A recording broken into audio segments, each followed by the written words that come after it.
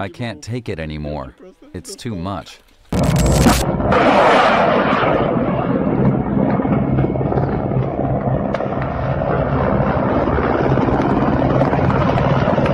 we are here at the Antonov Airport, which is about 25 kilometers, 50 miles or so out of the center. These troops you can see over here. Stand up, Lewis. These troops you can see over here, they are Russian airborne forces. We just took off, in the hope that the fighting will end soon and we can return home. But it hasn't stopped. I felt so bad for my son. Constant sirens, constantly rushing to the basement. It's terrible. Welcome to our channel. Today we're diving into the murky waters of global politics, focusing on Russia and the countries currently giving it the stink eye. Specifically, we're talking about Russia and the veritable conga line of countries currently giving it the stink eye. The point is, Russia's got beef, and not the good kind you braise for hours. So buckle up, because we're about to unpack 10 countries who are currently sending Russia to the diplomatic timeout corner. First up, the United States. Now, the US and Russia, they've always had a relationship that could best be described as, it's complicated. It's a tale as old as time, filled with moments of tension, brief periods of cooperation, and a whole lot of mistrust. There's a lot of history there, a lot of nuclear weapons pointed at each other, you know, the makings of a great rom-com. But instead of love, it's more like a never-ending chess game where both sides are constantly trying to outmaneuver each other. But recently, things have gotten decidedly frostier than a penguin's backside in a blizzard. The diplomatic temperature has dropped to sub-zero levels, and the chances of a thaw seem slim. See, the US isn't exactly thrilled with Russia's whole reneging on ceasefire agreements thing. It's like making a promise and then breaking it the very next day, which doesn't sit well with anyone. It's like ordering a pizza, agreeing on pepperoni, and then having anchovies show up at your door. Nobody likes unexpected surprises, especially when it comes to international agreements. Except instead of anchovies, it's, you know, the threat of global instability. The stakes are much higher and the consequences far more severe. The US is basically saying, look, we're all for ending this whole conflict thing, but demanding sanctions relief before you even consider implementing a truce is like asking for dessert before you've finished your vegetables. It's just not how things work. The bottom line is, the US is deeply skeptical of Russia's intentions. They've been burned before, and they're not eager to get burned again. They're watching them closer than a hawk watches a field mouse, and they're not afraid to call them out when they see something they don't like. The relationship is tense, and it doesn't look like it's going to improve anytime soon. Next up we have Ukraine. Ukraine is living the nightmare of having an unwelcome houseguest who just so happens to have tanks and a penchant for violating international law. From accusations of Russia completely disregarding agreed-upon ceasefires to the constant barrage of attacks on Ukrainian cities, Ukraine has every right to be giving Russia the stink eye, the evil eye, and probably a few hand gestures that would make a sailor blush. Across the pond, we have the United Kingdom, a country that's no stranger to a good old-fashioned international standoff. Now, the UK and Russia haven't exactly been on speaking terms lately, aside from the occasional tersely worded diplomatic communique. Interestingly, one of the few areas where the UK and Russia have managed to find some common ground is in the maintenance of war graves. But don't let that fool you. The UK is not pulling any punches when it comes to condemning Russia's actions. They've been at the forefront of imposing sanctions and providing aid to Ukraine, proving that sometimes the best way to deal with a bully is to stand up to them, even if it means sacrificing your afternoon tea time.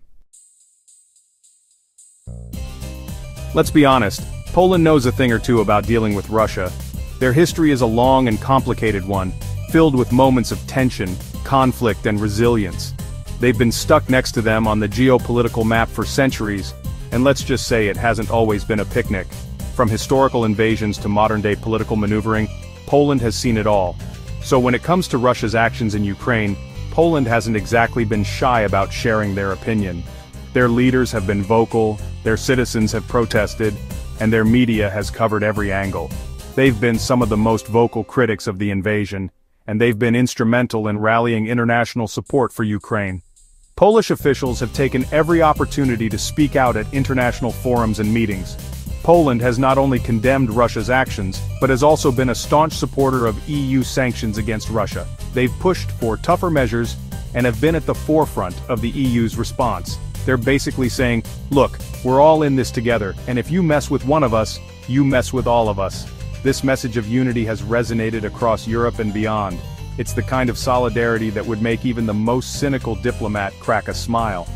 Poland's unwavering stance has not only strengthened their own position, but has also brought many nations closer together in a common cause. Next we have Germany, a country that's found itself in a bit of a pickle. You see, Germany, for all its industrial might and love of efficiency, has a bit of an energy dependence problem. That's right, we're talking about Russia and the whole Nord Stream 2 pipeline saga. On the one hand, Germany needs energy, and Russia has a lot of it. On the other hand, relying on a country that seems to think international law is a choose-your-own-adventure novel is, well, risky. For now, the pipeline remains closed, a testament to the complex calculus of geopolitics. Sometimes you have to make sacrifices for the greater good, even if it means your energy bills are a bit higher. Ah, France, the land of wine cheese and a foreign policy that's a delicate dance of diplomacy and realpolitik. France has long seen itself as a mediator on the world stage, the voice of reason in a sea of chaos. So when it comes to Russia, France has been walking a tightrope. On the one hand, they've condemned Russia's actions in Ukraine in no uncertain terms. On the other hand, France has also been keen to keep the lines of communication open with Russia. France's message to Russia is clear. Look, we can do this the easy way or we can do this the hard way. Or you can continue down this path and we can keep slapping sanctions on you until your economy resembles a stale baguette. Oh, Canada, the land of maple syrup politeness, and a surprising willingness to throw down when it comes to defending their values. Now, Canada and Russia have a history that goes beyond just hockey rivalries. They share a vast Arctic border which has become increasingly important as climate change opens up new shipping routes and access to natural resources. But when Russia decided to invade Ukraine, Canada didn't hesitate to take action. They condemned the invasion, provided military and humanitarian aid to Ukraine, and slapped sanctions on Russia faster than you can say Wayne Gretzky. Canada's sanctions have targeted key sectors of the Russian economy, including their oil, gas, and chemical industries. Sweden, the land of IKEA furniture, ABBA, and a long-held tradition of neutrality that's been looking shakier than a flat-pack bookshelf assembled without instructions. For decades, Sweden has prided itself on staying out of other countries' business. But Russia's invasion of Ukraine has shaken Sweden to its core. In response to Russia's aggression, Sweden has done something it hasn't done in over 200 years. It's increased its defense spending and started seriously considering joining NATO. Sweden's message is clear. We're not going to stand by and watch while you threaten the security of Europe. We're dusting off our battle axes, metaphorically of course, and we're ready to defend our friends and allies. Don't let its size fool you. Lithuania has been sounding the alarm on Russia for years. Lithuania, along with its Baltic neighbors, has been on the front lines of Russian disinformation campaigns, cyber attacks, and political meddling. Recently, Lithuania has reported a surge in Russian sabotage and disruptive activities within its borders. Lithuania is taking these threats seriously. They've stepped up security measures, reinforced their borders, and expelled Russian diplomats. They're basically saying, we're not going to be your playground, Russia. We're on to you, and we're not afraid to call you out.